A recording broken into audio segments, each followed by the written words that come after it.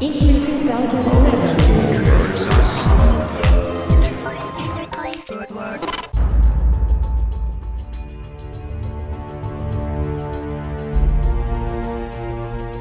So the goal with this game is to basically go back to the origins and sort of set a whole new foundation for who Lara is. So that means we don't go back into the old canon. There will be a couple of things in there that Tomb Raider fans will be absolutely delighted with, but we won't be positioning a character that by the time she gets to the end of the game, she'll put on those tight shorts and that blue top. Those days are left for the sort of older Lara Croft and the pop icon that she is. But for this new game, we set a whole new foundation. This is almost like The Batman Begins. It's one of those titles that we took inspiration from the very beginning.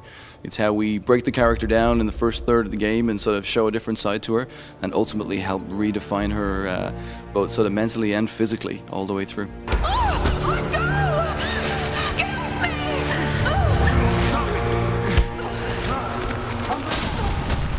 So the character arc throughout the game is very important to us. Obviously, we want to be able to set the foundations long term for how Lara as the infamous character goes on, but we want to show a side to her which, again, looking at inspiration from how movies such as Spider-Man, Batman, Hulk, or even some of the games have done over the years is about setting a very firm foundation for a girl who isn't who we think she is. She shows an emotional side. She shows a very different perspective on the world that we ever thought we knew of her. And ultimately, as we play the game, we start to learn how she grows. She becomes that survivalist, and that gritty side comes out, and that infamous Lara that we want her to be. So it starts to show her face pretty soon on in the game. So throughout the entire experience that you saw today, one of our goals is to be able to really bring character performance. It's about really thrusting the player into that emotional situation with the character and bringing them really close. So we do things like we brought a cinematographer on board, a new camera team. So it's all new camera team from what we've ever had before. So there's a lot of breaking the camera off and putting a player right up beside Lara in tight situations like the claustrophobic tunnel. And even with our animation set, as she moves around the world when she gets injured, we want the player to really feel that situation. So you see her kind of crouching down, holding her side, and as we get into the rest of the campaign, we'll show how sort of the medical hits, the healing side of that operate, and about how when she gets injured it can really affect the style of gameplay that you have. But for us, our goal is to be able to bring the player as close to the character as possible in sort of really bringing that emotion through.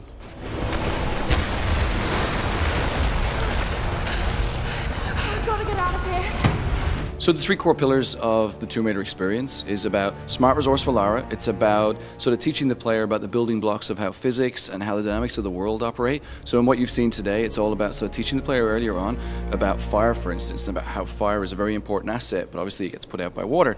So they're the building blocks of what the physics will sort of inherently develop throughout the entire game.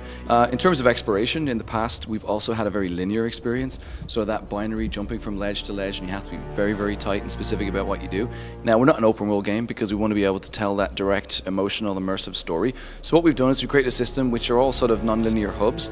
Basically, the locations from all around the island, you'll be able to come in and out of those locations as freely as you want using the fast travel system in our UI. But each area allows us to be able to define a very unique and different experience. And what we haven't shown you today is combat. That's something we're going to keep secret for a while because we don't believe that right now, by showing combat, we're able to give you the vision of what that means to our character, to show you the very early origins and beginnings and thrust you into that situation with a gun. We kind of feel would extract you from what we're trying to sell right now. So combat will come. It's a little while away, but we're very, very excited for it.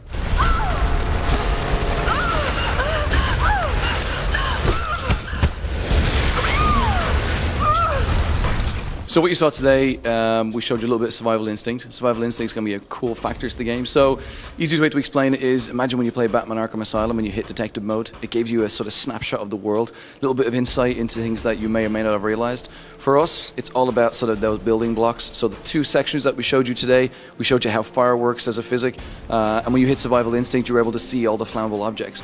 Then at the end of the cutscene, we showed you Lara acknowledging a footprint on the ground, and then as soon as you hit survival instinct, you're able to see those footprints.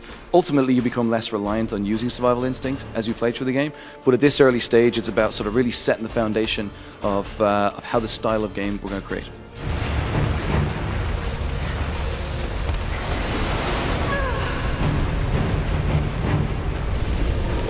We're just about to embark on yet another E3. This is going to be the first of two E3s. We're going to be shipping in fall 2012. We have a little bit behind closed doors at this one.